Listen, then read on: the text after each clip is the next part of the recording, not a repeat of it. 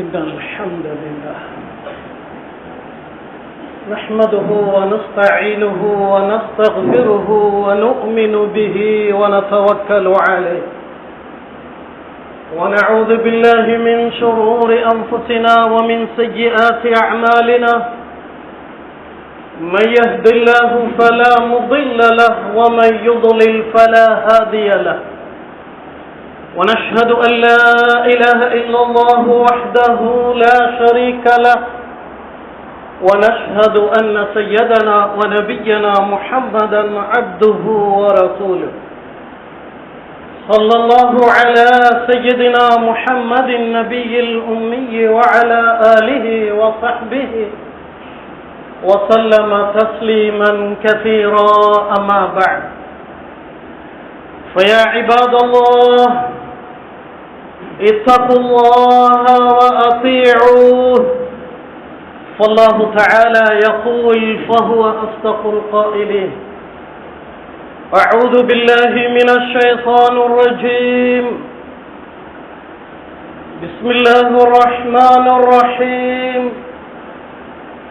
لن تنالوا البر حتى تنفقوا مما تحبون وما تنفقوا من شيء فإن الله به عليم صدق الله العظيم عن أبي كبسة الأنماري رضي الله عنه قال قال النبي صلى الله عليه وسلم ما نقص مال من صدقة رواه الترمذي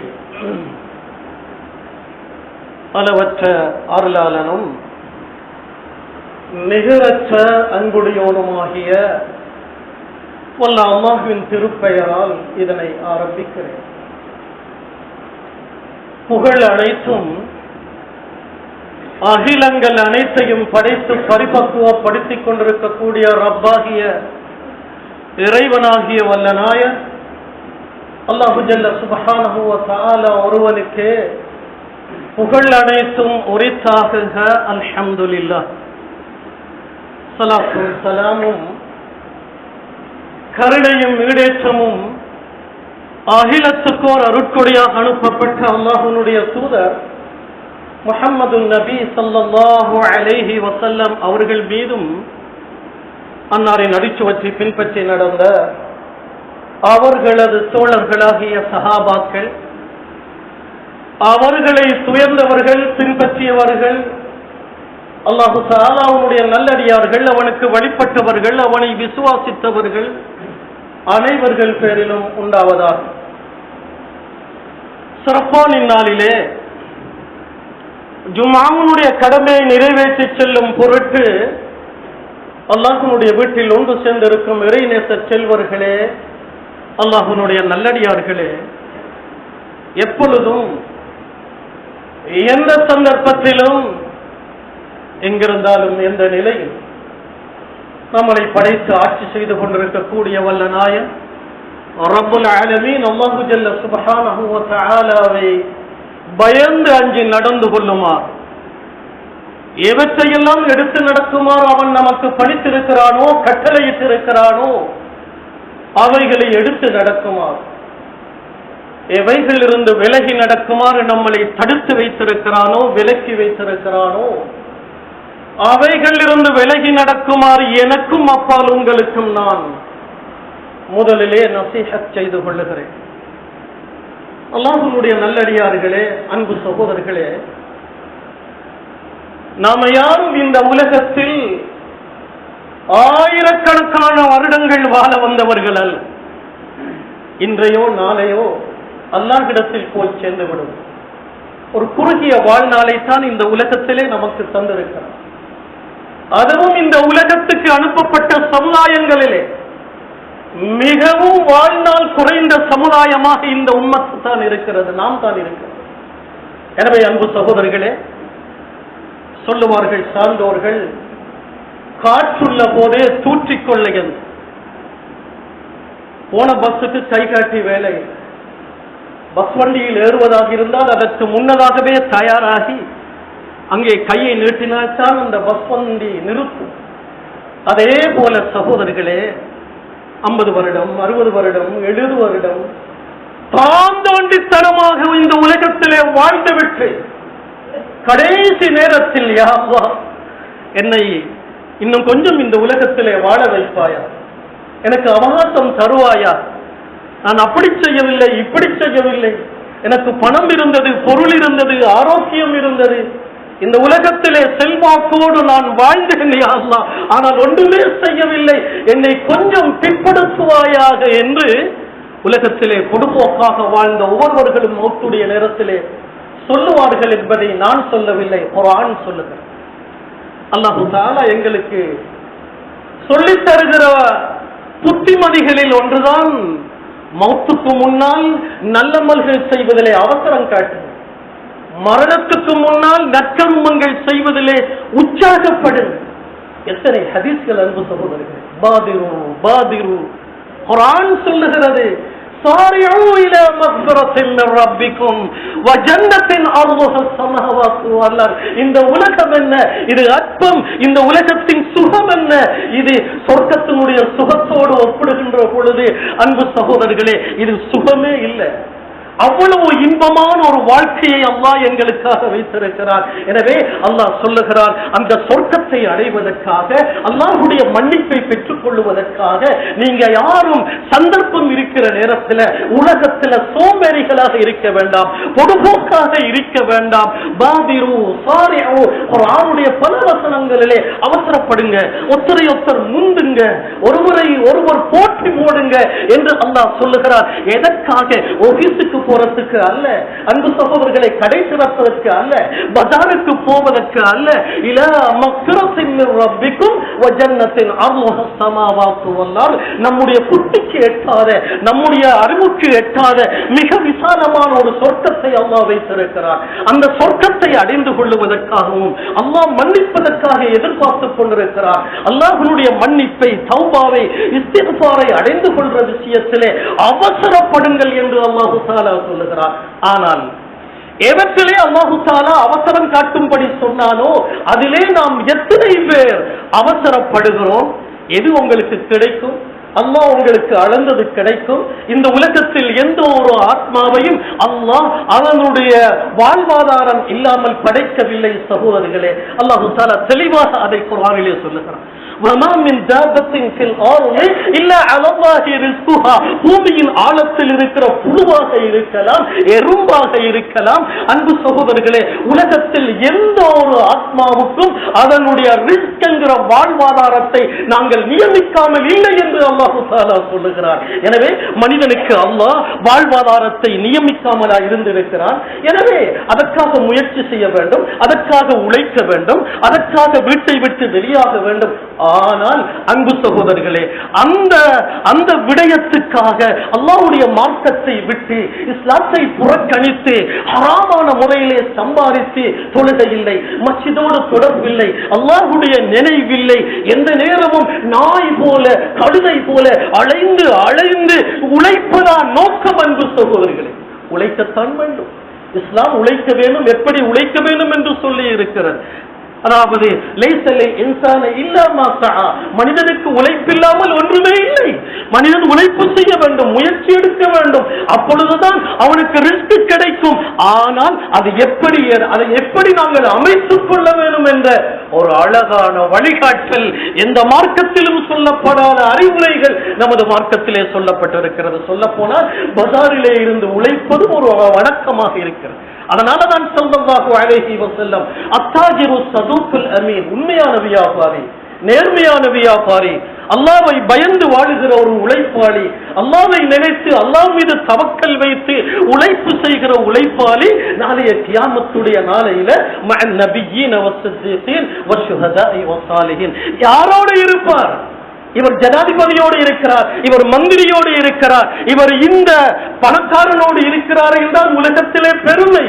ஆனால் சில உழைப்பாளிகள், சில தனவந்தர்கள், சில வியாபாரிகள் நாளை கியாமத்துடைய நாளையிலே நபிமார்களோடு, ஷஹீதுகளோடு, அல்லாஹ்வுடைய நெருக்கம் பெற்ற நல்லடியார்களோடு கைகோர்த்து நிற்பார்கள் என்றார்கள் ஸல்லல்லாஹு அலைஹி வஸல்லம். ஏன்? அவர்களுடைய உழைப்பு அல்லாஹ்வுக்கு பொருத்தமாக இருக்கிறது. அல்லாஹ் சொன்ன பிரகாரம் உழைக்கிறார்கள், சம்பாதிக்கிறார்கள். எனவே அன்பு சகோதரர்களே, மவுத் இருக்கிறதே, அது எந்த நேரம் எங்களை வந்து கவி பிடிக்கும் என்று சொல்ல முடியாது. அதுவும் இந்த காலத்திலே நிறைய மவுத்துடைய செய்திகள் வரும் பொழுது, அவர் இப்ப மவுத்தாகிட்டாரா, இப்பதானே அவர் 50 வயது, இப்பதானே அவர் 40 வயது, நேற்று தான் அவரை பஜாரிலே கண்டேன், நல்ல திடகாத்திரமாக இருந்தாரே, அதுவும் இளம் வயது மவுத் அதிகமாக நாங்கள் கேள்விப்படும். 30 வயதில், 20 வயதில். அன்பு சகோதரர்களே, அல்லாஹ்வுடைய நல்லடியார்களே, ஒரு அறிஞர் சொல்லுவது போல, மவுத் இருக்கிறதே அது யாருக்கும் முன்னறிவித்தல் கொடுத்து விட்டு வரக்கூடியது ஒன்று அல்ல. நீ தௌபா செஞ்சிக்கோ, நீ தயாராக இரு, உன்னுடைய ரூஹை வாங்க நான் வருகிறேன் என்று மலக்கல் மௌத் யாருக்கும் முன்னறிவிப்பு கொடுக்க மாட்டார். அன்பு சகோதரர்களே, அல் மௌத் யஅதி பக்தத்தன் வல் கப்ரு சுந்தூகுல் அமல். மௌத் என்கிறது திடீரென வரும். ஆனால் புத்திசாலி யார் தெரியுமா? தனக்கென்று, தன்னுடைய பிள்ளைகளுக்கு என்று, தன்னுடைய பேர பிள்ளைகளுக்கு என்று யாரெல்லாம் வங்கியில் சேர்த்து வைத்திருக்கிறார்களோ அவர்களா புத்திசாலிகள். ஸல்லல்லாஹு அலைஹி வஸல்லம் சொல்லுகிறார்கள், புத்திசாலி என்கிறவர்கள் மௌத்துக்கு முன்னால் நல்லமல்களை செய்து கொள்கிறவர்கள், தர்மங்களை செய்து கொள்கிறவர்கள், சதக்காக்களை செய்து கொள்கிறவர்கள். அல்லாஹ் தஆலா புனித குர்ஆனிலே சொல்லுகிறார், வஅன்ஃபிகு மிம்மா ரஸக்னாகும் மின் قبل أن يأتي أحدكم الموت فيقول ربي لولا أخرتني إلى أجل قريب. அன்பு சகோதரிகளே, அடிக்கடி இந்த வசனத்தை உலமாக்கள் மூலமாக கேட்கிறோம். ஜும்மா தொழுகையினுடைய அந்த 2வது ரக்அத்திலும் இந்த சூறாக்கள் சில வேளை ஓதப்படுகிறது. அல்லாஹ் சொல்லுகிற ஒரு விடயம் தான் செலவழிக்கிற விஷயத்தில், உங்களுக்கு நான் தந்தது நீங்கள் தேடியது அல்ல. அன்பு சகோதரர்களே, எங்களுடைய திறமையால் அல்ல செல்வந்தர்களாக மாறுகிறோம், எங்களுடைய கெட்டித்தனத்தாலே அல்ல செல்வந்தர்களாக மாறுகிறோம். ஏதோ எங்களுடைய உழைப்பு, ஆனால் எங்களுடைய உழைப்பை காரணமாக வைத்து அல்லாஹ் தருகிறார். அன்பு சகோதரர்களே, உலகத்திலே உழைப்பவர்கள் எல்லாம் செல்வந்தர்களாக இருக்கிறார்களா? இல்லை. ஆனால் அல்லாஹ் தஆலா அந்த செல்வத்தை அவன் நாடியவர்களுக்கு கூட்டி கொடுக்கிறான், அதிகமாக கொடுக்கிறான். ذلك فضل الله يؤتيه من يشاء. அது அல்லாஹ்வுடைய gift, அல்லாஹ்வுடைய சன்மானம். அல்லாஹ் நாடியவர்களுக்கு கொடுக்கிறான். எனவே அன்பு சகோதரர்களே, எல்லா அமல்களிலும் அவசரம் இருக்க வேண்டும். அவசரம் என்றால் அது நாளைக்கு செய்வேன், பிறகு செய்வேன். எத்தனையோ வசதி உள்ளவர்கள் இன்னும் ஹஜ் செய்வது கிடையாது. முழு உலகத்தையும் சுற்றி வந்திருக்கிறார்கள். அமெரிக்காவுக்கு போயிருக்கிறார்கள், ஐரோப்பிய நாடுகளுக்கு போயிருக்கிறார்கள், ஆஸ்திரேலியாவுக்கு போயிருக்கிறார்கள், இன்னும் ஹஜ் செய்ததில்லை. அன்பு சகோதரர்களே, இன்னும் எத்தனையோ செல்வந்தர்கள், எத்தனையோ மல்டி மில்லியன் கோடிக்கணக்கான பணம் இருக்கிறது, அழகாக கணக்கு பார்த்து 100 ரூபாய்க்கு 2 ரூபாய் 50% வீதம் அழகாக ஜக்காத்து கொடுத்ததில்லை. ஞாபகம் வைத்துக் கொள்ளுங்கள், அருமை நபி ஸல்லல்லாஹு அலைஹி வஸல்லம் சொன்னார்கள், எவ்வளவு தொழுதாலும் எவ்வளவு நோன்பு பிடித்தாலும் 2 நபர்கள் சக்கராத்துடைய நேரத்திலே அல்லாஹ் நம்மளை பாதுகாக்கிறார். அன்பு சகோதரர்களே, நம் ஒவ்வொருவர்களுடைய சக்கராத்துல் மவுத், மவுத்துடைய போதை அல்லாஹ் அதை லேசாக்கி வைக்க வேண்டும். ஸல்லல்லாஹு அலைஹி வஸல்லம் ஒரு ஹதீஸிலே தெளிவுபடுத்துகிறார்கள், மவுத்துடைய வேதனை உயிர் உடம்பிலிருந்து கலக்கப்படுகிற நேரம் அது சாதாரணமான வேதனை அல்ல. உயிருள்ள ஒரு ஆட்டை அதனுடைய உயிர் போகாமல் உயிரோடு அதனுடைய தோலை உரித்தால் அந்த ஆட்டுக்கு எவ்வளவு வேதனை இருக்குமோ அதை விட கஷ்டமானது உடம்பிலிருந்து உயிர் கலக்கப்படும் நேரம் என்றார்கள் ஸல்லல்லாஹு அலைஹி வஸல்லம். ஒரு நபரை 1000 தடவை ஒரு கூரிய கத்தியால் துண்டு துண்டாக வெட்டுவதை விட கடுமையானது மௌத்துடைய வேதனை. அன்பு சகோதரர்களே, எனவே அல்லாஹ்வுடைய நல்லடியார்களே, இந்த சக்ராத்துல் மௌத்ல ஒரு செல்வந்தன் சொல்லுவானாம், அவருக்கு ஜகாத் கடமையாக இருந்தது, அவருக்கு ஹஜ் கடமையாக இருந்தது, ரெண்டையும் செய்யல, ஹஜ் செய்யல, ஜகாத்து கொடுக்கல. உலகத்தில் ஏதோ தானோ சொர்க்கம் நரகம் இதெல்லாம் போய் இந்த சயின்ஸ் காலத்தில் அதெல்லாம் ஏற்றுக்கொள்ளலுமா? எந்த விஞ்ஞானி கண்டுபிடித்ததை சொல்பவர்கள் இருக்கிறார்களே, அல்லாஹ் பாதுகாக்க. அன்பு சகோதரர்களே, ஈமானோடு இஸ்லாத்தினுடைய அடிப்படையோடு விளையாடக்கூடாது. அது பொய் அல்ல. அல்லாஹ் தெளிவாக சொல்லுகிறான். சூரத்துர் ரஹ்மானை ஓதி பாருங்கள். 31 இடத்திலே எங்களுடைய நெஞ்சிலே கையால் அடித்தது மாதிரி அல்லாஹ் கேட்கிறான். மனிதர்களே ஜின்களே, மனிதர்களே ஜின்களே, ஃபபிஐ ஆலாஇ ரப்பிக்குமா துகذிபான். அல்லாஹ் இல்லை என்று சொல்கிறீர்களா? மௌத் இல்லை என்று சொல்கிறீர்களா? சொர்க்கம் இல்லை என்று சொல்கிறீர்களா? நரகம் இல்லை என்று சொல்கிறீர்களா? உங்களுடைய அறிவால் கண்டுபிடிக்க முடியாத மறைவான விஷயங்களை பொய்யாக்குகிறீர்களா? அல்லாஹ் மறைத்திருக்கிற விஷயங்களை பொய்யாக்குகிறீர்களா? 31 இடத்தில் மனிதர்களே ஜின்களே, அல்லாஹ்வுடைய அற்புதங்களில், அல்லாஹ்வுடைய அத்தாட்சிகளில் எதை உங்களுக்கு பொய்யாக்க ஏதும் என்று அல்லாஹ் கேட்கிறான். சகோதரிகளே, கொஞ்ச அறிவை அல்லாஹ் மனிதனுக்கு கொடுத்திருக்கிறான். மனிதன் ராக்கெட்ல பறக்கட்டும், சந்திர மண்டலத்தில் கால் வைக்கட்டும், அதற்கு அங்கால் என்ன கோள்களோ கிரகங்களோ கண்டுபிடிக்கட்டும், விஞ்ஞானத்தில் வானத்தை தொடட்டும், கம்ப்யூட்டர் அல்ல அதற்கு அங்காலும் நவீன சாதனங்களை உருவாக்கட்டும். ஆனால் மனிதனுடைய அறிவு கொஞ்ச அறிவு என்று அல்லாஹ் சொல்லுகிறார். மனிதனுக்கு அல்லாஹ் கொடுத்த கொஞ்ச அறிவை வைத்துத்தான் உலகத்தில் இவ்வளவு முன்னேற்றம் என்றால் அல்லாஹ் தன்னுடைய அறிவை பற்றி சொல்லுகிறார்.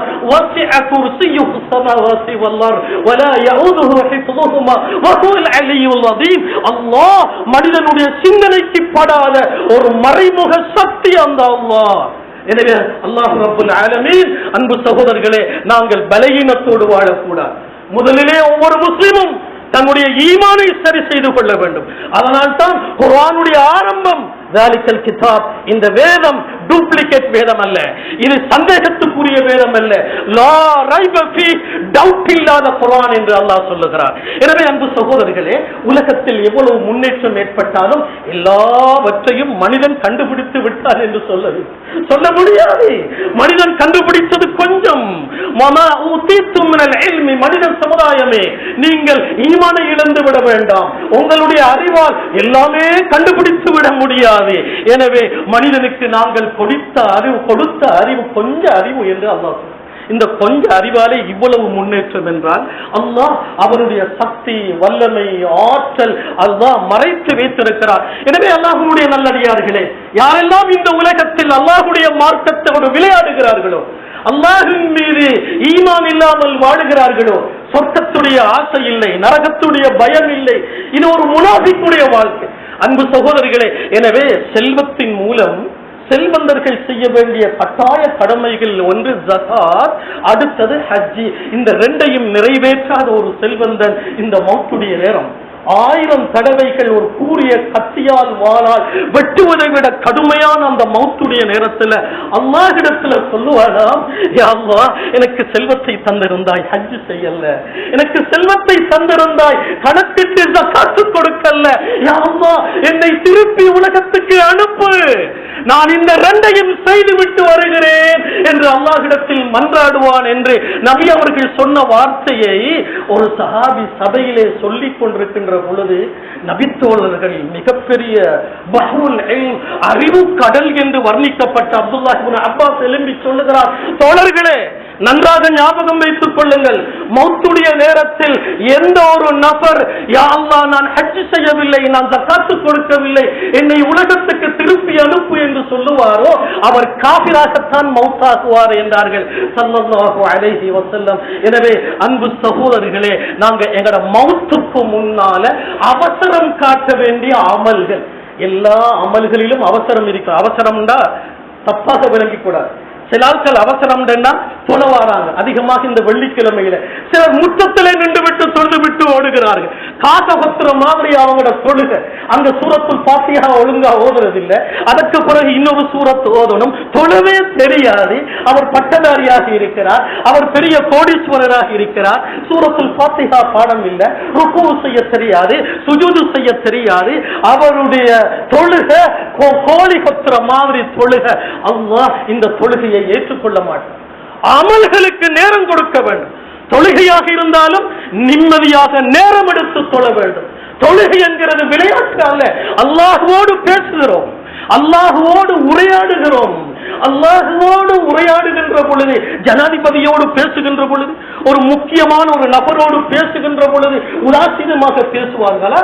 அதனால் தான் அல்லாஹ் குர்ஆனிலே தொழாதவர்களுக்கு அல்ல நாசம், தொழாதவர்களுக்கு அல்ல அழிவு, அது வேற விஷயம், அவங்களுக்கு தண்டனை இருக்குது. ஆனா குர்ஆனிலே அடிக்கடி நாங்கள் ஓதுகிற ஒரு வசனம் தான் ஃபவைலுல் லில் முஸல்லீன், தொழக்கூடியவர்களுக்கு நாசம் உண்டாகட்டும். தொழக்கூடியவர்களுக்கு அழிவு உண்டாகட்டும். ஏன்? அல்லதீனஹும் ஃபீ ஸலாத்திஹிம் சாஹூன், ஏனென்றால் அவர்கள் தொழ நின்றால் அவர்கள் பொடுபோக்காக தொழுகிறார்கள், ஒழுங்காக தொழுகிறாங்க இல்ல, அங்கே சூரா ஃபாத்திஹா ஓதுறாங்க இல்ல, அல்லாஹ்வுடைய நினைவு இல்ல. யாரோ ஒருவர் சொன்னது போல, நான் தக்பீர் கட்டினால் எனக்கு 4 கடைகள் இருக்கிறது, 4 கடைகளுடைய கணக்கையும் பார்த்து முடிச்சிருவேன். அன்பு சகோதரர்களே, எல்லா யோசனையும் தொழுகையில தான் வருகிறது. எனவே அல்லாஹ்வுடைய நல்லடியார்களே, அவசரம் என்கிறது ஒரு அமல ஒழுங்கா செய்யறது இல்லதென்றல்ல. அதாவது நாங்க பிறகு செய்வோம், நாளைக்கு செய்வோம், அல்லது ஹஜ்ஜா இன்னும் இருக்குதானே, வாழ்க்கை காசு இருக்குது, ஒரு 70 வருஷம் 70 வருஷத்துக்கு பிறகு செய்வோம், அல்லது ஜக்காத்தா பிறகு கொடுப்போம். இல்ல சகோதரர்களே, அல்லாஹ் சொல்லுகிறான் மௌத்துக்கு முன்னால் وَأَنْفِقُوا مِمَّا رَزَقْنَاكُمْ مِنْ قَبْلِ أَنْ يَأْتِيَ أَحَدَكُمُ الْمَوْتُ. குர்ஆன் சொல்லுகிறது, மரணம் வருவதற்கு முன்பு அல்லாஹ் உங்களுக்கு தந்தது நீங்க தேடினது அல்ல, ஏதோ உங்களோட முயற்சி, அல்லாஹ் உங்களுக்கு தந்தார். وَأَنْفِقُوا مِمَّا رَزَقْنَاكُمْ, நாம் உங்களுக்கு தந்து உங்களை செல்வந்தர்களாக ஆக்கி வைத்திருக்கிறோம், அவற்றை அல்லாஹ்வுடைய வழியிலே மௌத்துக்கு முன்னால செலவு செய்யுங்க என்று அல்லாஹ் குர்ஆனிலே சொல்லுகிறான். அன்பு சகோதரர்களே, சதக்கா செய்வதற்கு மற்றும் உண்டான அமல்களை ஆரம்பித்து வைப்பதற்கு நல்ல ஒரு மாதத்தில் நாங்கள் இருக்கிறோம். அது கூட இன்று எத்தனையோ முஸ்லிம்களுக்கு தெரியாது. இது ஜனவரி பிறந்து, ஜனவரி பிறக்க முந்தி பட்டாசி போட்டவர்கள், கேக் வெட்டியவர்கள் பித்அத் செய்கிறார்கள். முஹர்ரம் மாதம், அன்பு சகோதரர்களே, அல்லாஹ் 12 மாதங்களில் 4 மாதங்களை கண்ணியமாக்கி வைத்திருக்கிறான், சிறப்பான மாதங்களாக ஆக்கி வைத்திருக்கிறான். அந்த 4 மாதங்களுக்கும் ஏனைய மாதங்களில் செய்கிற அமல்களுடைய கூலியை விட கூடுதலான கூலியை அல்லாஹ் கொடுக்கிறான். அப்படிப்பட்ட ஒரு மாதம் தான் இந்த ரஜபு மாதம். ஜனவரி வந்தாச்சு, அதுக்கு ரசிங்க போட்டு, பட்டாசு போட்டு, கேக் வெட்டி, எல்லா பித்அத்தும் செஞ்சு தொழவாரு பள்ளிக்கு. அன்பு சகோதரர்களே, இஸ்லாம் அல்லாத கொள்கை, அது ஹராம், அது பித்அத், அது மிகப்பெரிய பாவச் செயல். ஆனால் இன்று ஜனவரி 10ஆம் தேதி என்று தெரிந்து வைத்திருக்கிற நமது சமூகம் இன்று ரஜபுடைய பிறை 9 என்று எத்தனை பேர் தெரிந்து வைத்திருக்கிறோம்? மனிதர்களை கை வைத்து பாருங்கள், எந்த அளவுக்கு இஸ்லாமிய கல்ச்சரோடு நாங்கள் வாழுகிறோம். மாதமே தெரியாது, நாளே தெரியாது. ரஜபு மாதம் என்கிறது அல்லாஹ் கண்ணியமாக்கி வைத்திருக்கிற 4 மாதங்களில் ஒன்று. குர்ஆன் சொல்லுகிறது, இன்ன இத்தத ஷுஹூரி இன்தல்லாஹி 12 ஷஹ்ரா. மாதங்களை அமைத்தவர்கள் விஞ்ஞானிகள் அல்ல, மாதங்களை அமைத்தவர்கள் உலகத்தில் உள்ள கற்றறிந்தவர்கள் அல்ல, மாதங்களை உருவாக்கியவன் அல்லாஹ்.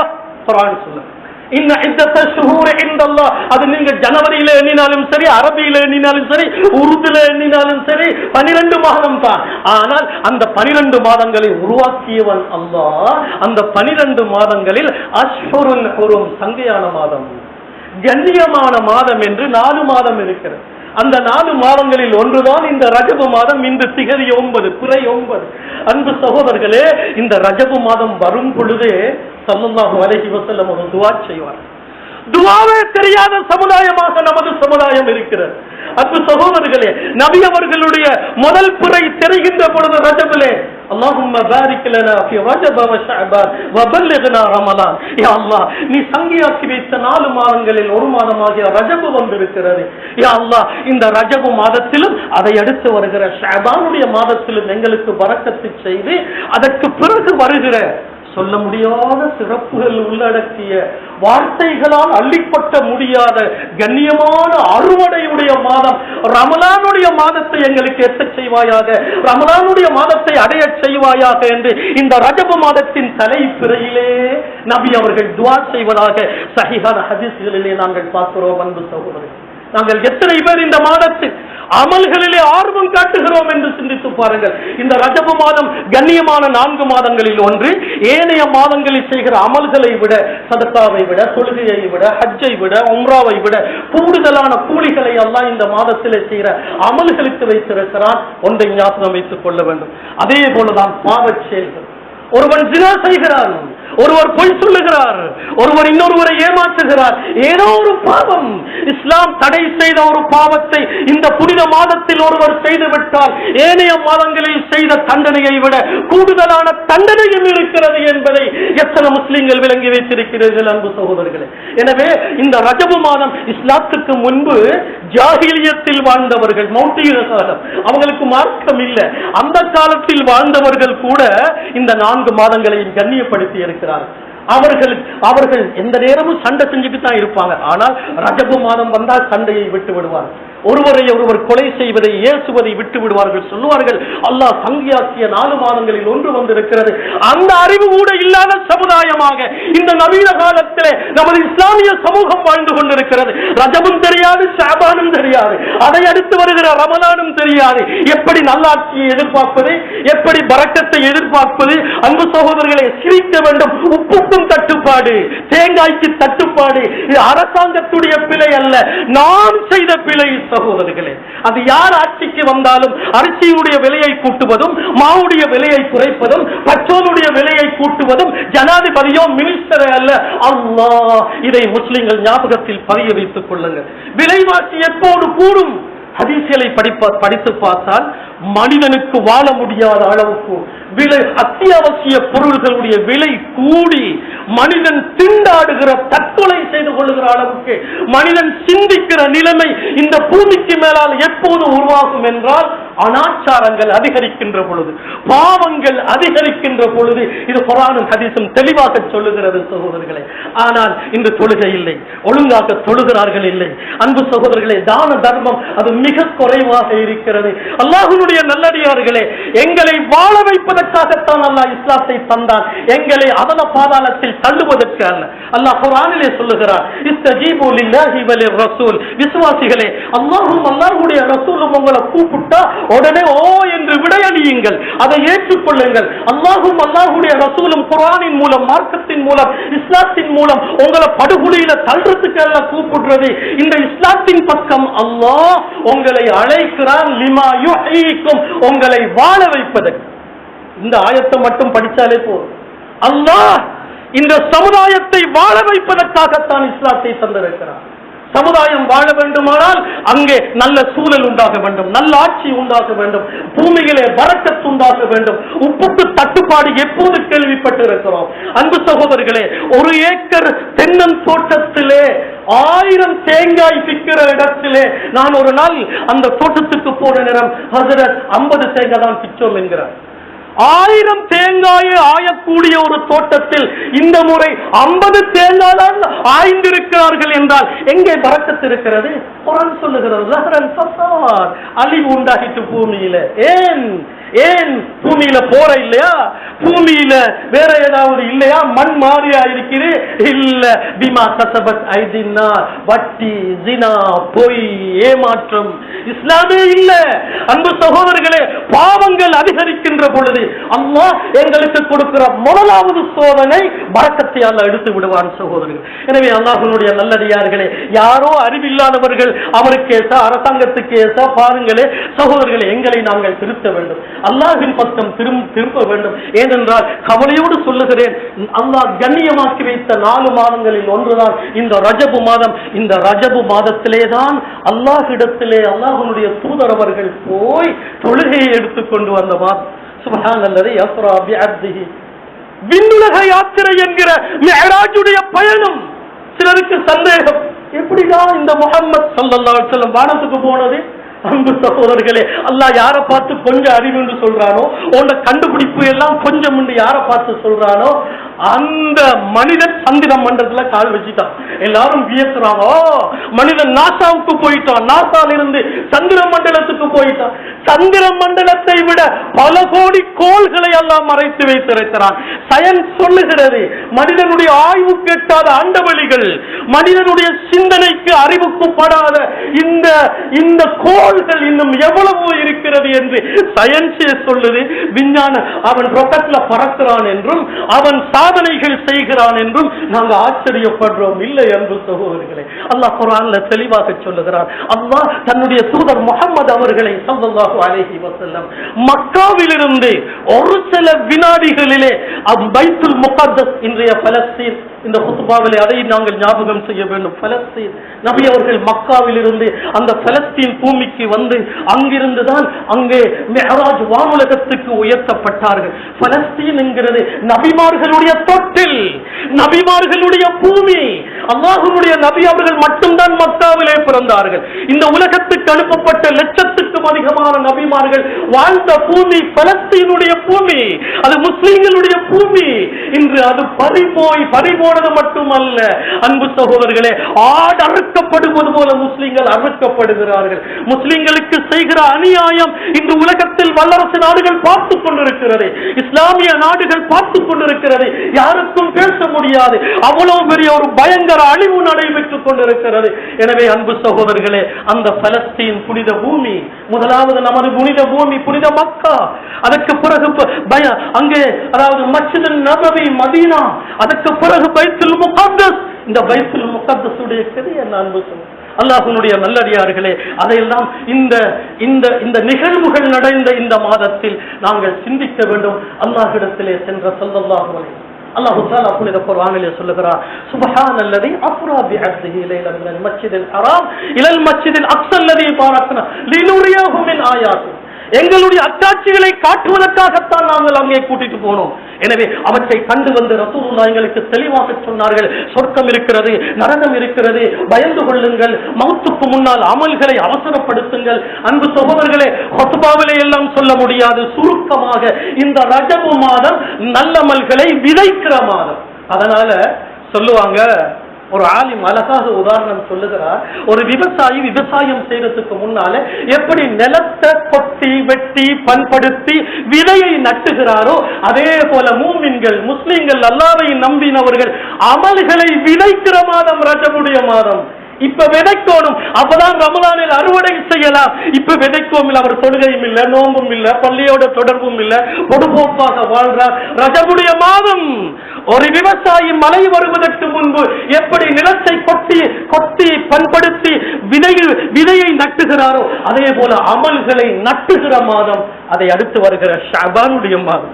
அன்பு சகோதரர்களே, அதனுடைய சிறப்பை சொல்ல போனால் இங்கே 2 மணி ஆகிவிடும். ஷஅபானுடைய மாதம் அடுத்த மாதம், அதுவும் ஒரு கண்ணியமான மாதம். உலமாக்கள் சொல்லுகிறார்கள், ரஜபிலே விதைத்த அந்த அமல்களை எப்படி ஒரு விவசாயி முதலாவது மாதத்தில் 3 மாதங்களுக்கு முன்பு அவர் விதைத்த அந்த விதையை அதற்கு உரமிட்டு புகர போட்டு தண்ணீரிட்டு நீர் ஊற்றி வளர்க்கிறாரோ, அதே போல ஷஅபானுடைய மாதம் நாங்க ஆரம்பிச்ச அமல்களை விட்டு விடாமல் வளர்க்கிற மாதம். அதற்கு பிறகு வருகிற பொன்னான மாதம், சங்கையான மாதம், அது அறுவடையுடைய மாதம். அதுதான் வெட்டி அறுவடை செய்கிற மாதம். எனவே அன்பு சகோதரர்களே, அமல்களை விதைக்கிற ஆரம்பிக்கிற இந்த மாதத்தில் பொதுபோக்காக இருக்கக்கூடாது. ஜும்மாவிலே உட்கார்ந்து கொண்டிருக்கிற ஒவ்வொரு தனவந்தர்களும் செல்வந்தர்களும் ஏழைகளும் கூட, சதக்கா என்கிறது ஏழைகளுக்கு மட்டும் செல்வந்தர்களுக்கு மட்டுமல்ல. நபி அவர்களுடைய காலத்திலே கூலி வேலை செய்கிற சஹாபாக்கள், ஒரு தீனார் 2 தீனார் கூலியாக பெறுவார்கள். கால் தீனாரை சதக்கா செய்வார்கள், அரை தீனாரை சதக்கா.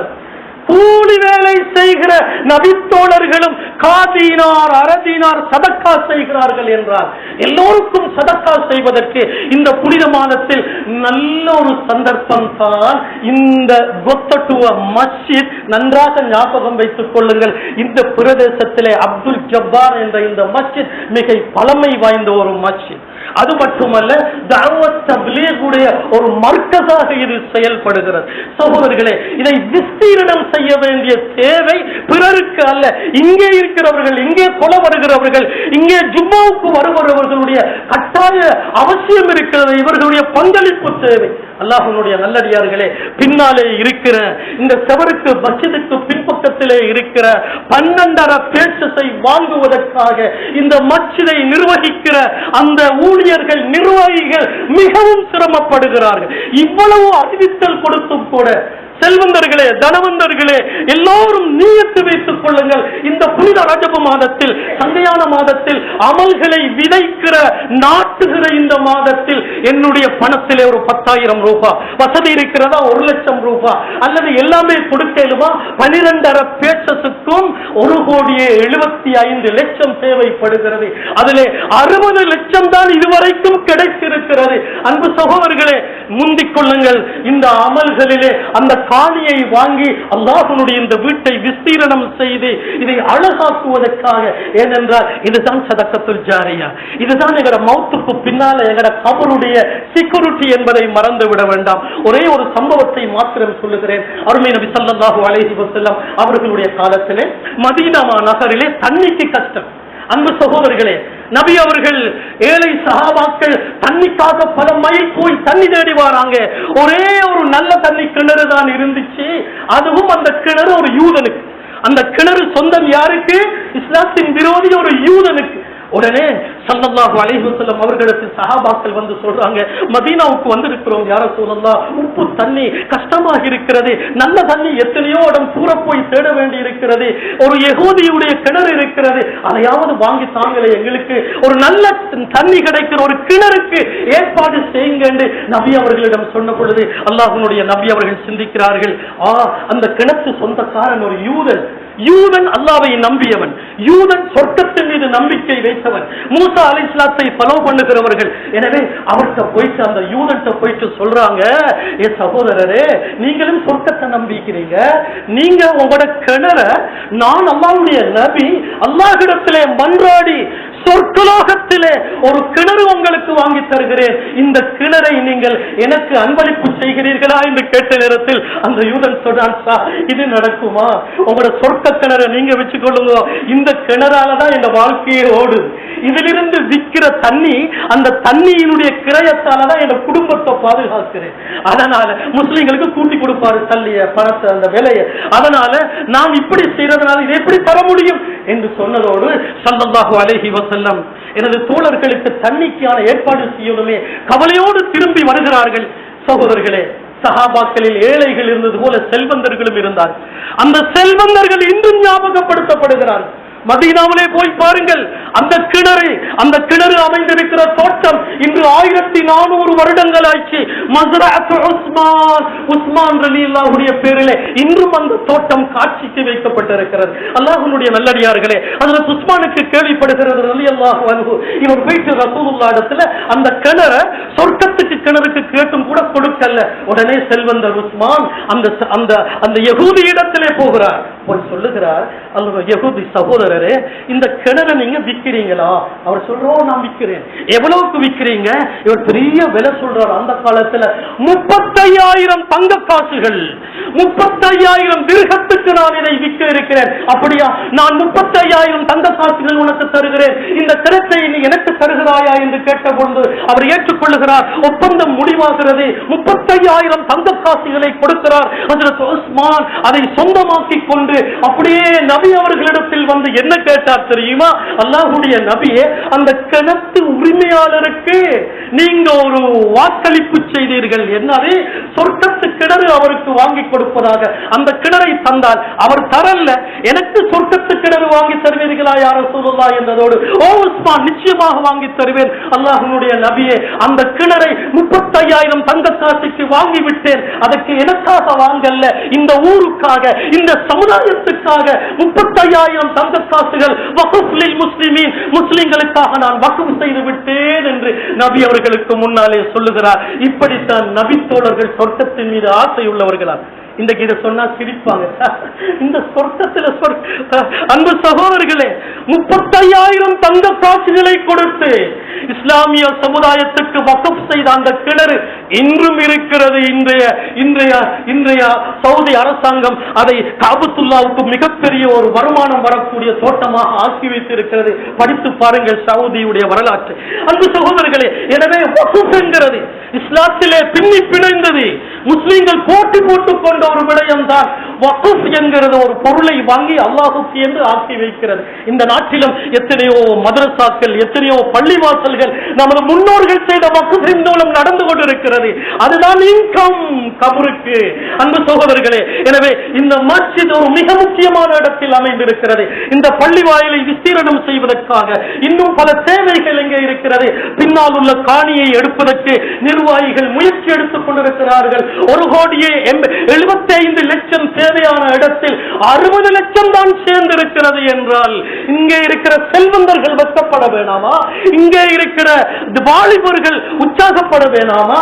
அன்பு சகோதரர்களே, மஸ்ஜித் என்கிறது அல்லாஹ்வுடைய ஒரு மிகப்பெரிய ஒரு லைட் ஹவுஸ் போன்றது. அங்கேதான் பரக்கத் இறங்கும். ஊருடைய பாதுகாப்பு சமூக காரிய பாதுகாக்கிறதுல அல்ல, பஜார பாதுகாக்கிறதுல அல்ல சகோதரர்களே. ஊருடைய பாதுகாப்பு பள்ளியுடைய பாதுகாப்புல, மஸ்ஜிதுடைய முன்னேற்றத்தில் தான் இருக்கிறது. எனவே இந்த விஷயத்தில் முந்திக் கொள்ளுவோம். முடிந்த அளவு தர்மம் செய்து புனித ரஜப மாதம் ரமலானுக்காக தயாராகிற மாதம், அதை மறந்துவிட வேண்டாம். அமல்களை நட்டுகிற மாதம், விதைக்கிற மாதம், அதை அடுத்து வருகிற மாதம் வளர்க்கிற மாதம், அதற்கு பிறகுதான் அறுவடை. இந்த ரெண்டையும் செய்யாமல் அறுவடை செய்வது மடத்தனம் சகோதரிகளே. எனவே இந்த புனித ரஜப மாதம் சங்கையான மாதம் என்பதை மனதிலே வைத்து நல்லமல்களில் முந்துவோம். மௌத்துக்கு பிறகு தௌபா செய்து முந்தி இஸ்திக்ஃபார் செய்து அல்லாஹ்வின் பக்கம் விரைவோம். சகோதரர்களே, எங்களோட நல்லமல்கள் அல்லாஹ்விடத்தில் போகின்ற பொழுது அல்லாஹ் பரக்கத்து செய்வான். உப்புக்கு தட்டுப்பாடு இருக்காது, அரிசிக்கு தட்டுப்பாடு இருக்காது, பெட்ரோலுக்கு தட்டுப்பாடு இருக்காது. நாம் தான் இதை செய்ய வேண்டும், முஸ்லீம் அல்லாதவர்கள் அல்ல.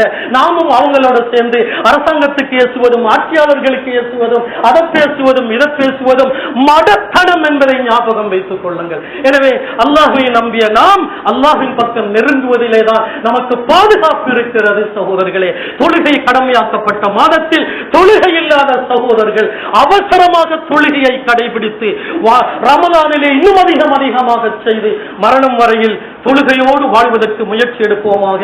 யா அல்லாஹ், எங்களுடைய பாவங்களை மன்னித்து விடுவாயா. நீ சங்கையான மாதம் ஒன்றை தந்திருக்கிறாய். அந்த மாதத்தின் 9ஆம் தேதி என்று அறியாத முஸ்லிம்கள் கூட இருக்கிறார்கள்.